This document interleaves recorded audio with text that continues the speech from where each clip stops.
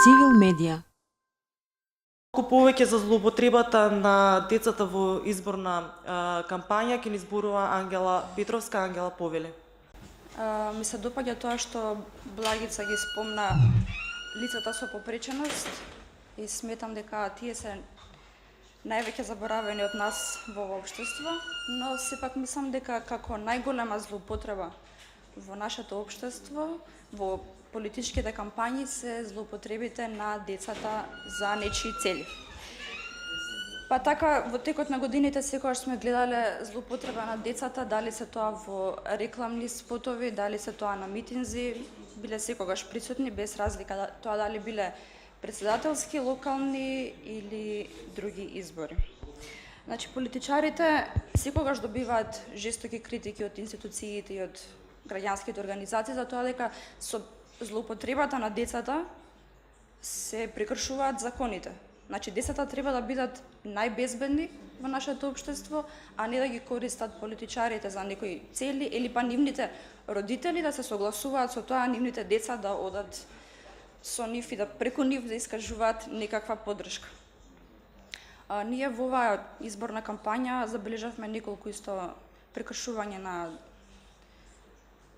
кампањата страна злоупотреба на деца, па така кандидатката Гордана Силјановска-Давкова во еден свој рекламен спот имаше едно семејство кое имаше деца, значи родителите преку тоа покажуваат поддршката нели на таа кандидатка. Потоа имаше едно видео објавено од политичката партија ДУИ, каде што лидерот Али Ахмети бил во Охрид на средба со граѓаните и како што он оди по патот, пред него има едно дете кое што фрла цвеќиња пред него како да доаѓа некој не знам кој.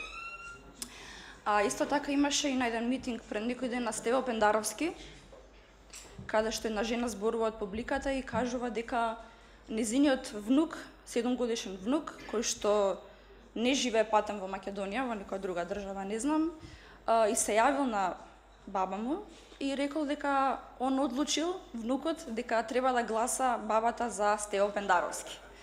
Значи, 7-годишно дете одлучило дека Стево Пендаровски бил многу паметен, личел дека на некој што завршил факултет и дека треба баба му да гласа за тој кандидат.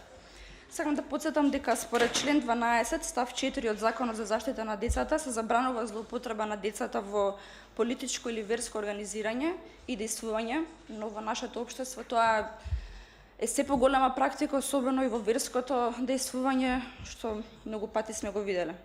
Значи, политичките партии и нивните поддржувачи треба да донесат придонес за заштита на децата, а не да ги користат во нивните политички кампањи.